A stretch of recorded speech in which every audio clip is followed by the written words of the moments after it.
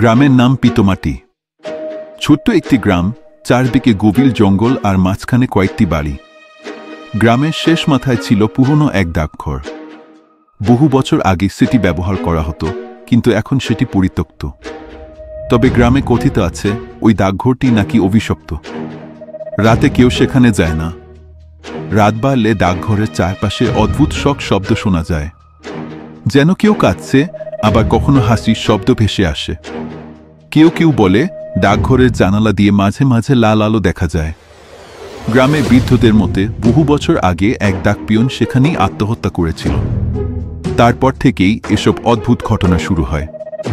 একদিন শহর থেকে 4 বন্ধু গ্রামে ঘুরতে এলো। রাহাত, সাগর, তানিয়া আর মিলি। তারা গল্প শুনো ডাকঘর নিয়ে। গ্রামের মানুষ তাদের অনেকবার সাবধান করল, কিন্তু তারা বিষয়টি হেসে উড়িয়ে দিল। সাহস দেখাতে তারা ঠিক করল রাতে গিয়ে ডাকঘরটি দেখে আসবে। রাত 12টায় 4 বন্ধু মশাল আর টর্চ লাইট নিয়ে বের হলো। পুরো গ্রাম তখন ঘুমিয়ে। ডাকঘরের সামনে পৌঁছে তারা দেখতে পেল জায়গাটি ভীষণ অন্ধকার আর ভৌতিক। বাতাসে যেন কান্নার মতো শব্দ ভেসে আসছে। রাহাত বলল, চলো ভেতরে যাই। সাগর একটু ভয় পেলেও সাহস করে সেও রাজি হলো। তানিয়া আর মিলি একটু পেছনে ছিল। তারা 4 জন ভেতরে ঢুকে দেখে জায়গাটা ধুলায় ভর্তি। একটা পুরনো ডেস্ক আর চেয়ার পড়ে আছে। দেয়ালে অনেক পুরনো চিঠি ঝুলছে। হঠাৎ মিলি বলল, এই চিঠিগুলো দেখো। সবগুলোতে রক্তের দাগ। তানিয়া এগিয়ে গিয়ে একটা চিঠি খুলে পড়ল। সেখানে লেখা ছিল, যে এখানে ঢুকবে সে আর ফিরে যাবে না। চিঠি পড়ে সবার শরীর ঠান্ডা হয়ে গেল। ঠিক তখনই একটা বিকট শব্দ হলো। দরজাটা নিজে থেকেই বন্ধ হয়ে গেল। তারা 4 জন চিৎকার করে দরজা খুলতে চেষ্টা করল, কিন্তু কোনো লাভ হলো না। রাহাত বলল, টর্চ লাইট জ্বালাও। টর্চ জ্বালিয়ে দেখে তাদের চারপাশে কোনো মানুষ নেই, কিন্তু স্পষ্ট শুনতে পেল কেউ যেন তাদের নাম ধরে ডাকছে। রাহাত, সাগর, তানিয়া, মিলি। সাগর কাঁপতে কাঁপতে বলল, এটা কে? আমাদের ভয় দেখানো বন্ধ করো। কিন্তু জবাব এলো না। হঠাৎ জানালার বাইরে লাল আলো দেখা গেল।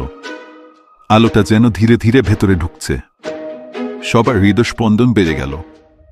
মিলি কান্না করে বলল, আমরা এখানে কেন এসেছিলাম?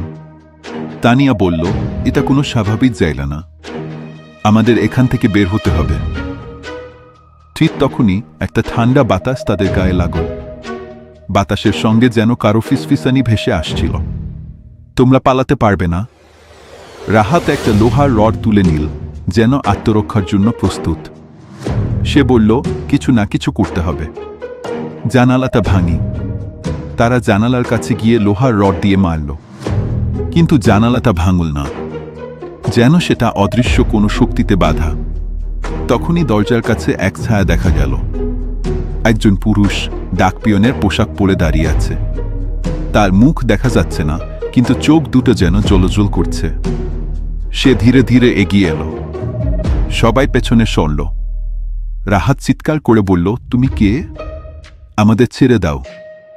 ডাকপিয়নটি বলল, তোমরা আমার জায়গায় এসেছ, এখন তোমরা এখানেই থাকবে চিরকাল। তারা বুঝতে পারল এই জায়গা থেকে বের হওয়া অসম্ভব। ধীরে ধীরে তাদের চারপাশে অন্ধকার ঘনিয়ে এলো। 4 বন্ধু চিৎকার করল, কিন্তু তাদের কেউ শুনল না। সকালের আলো ফোটার পর গ্রামবাসী ডাকঘরের দরজা খোলা দেখতে পেল, কিন্তু ভেতরে কেউ ছিল না। শুধু একটা চিঠি পড়েছিল মেঝেতে।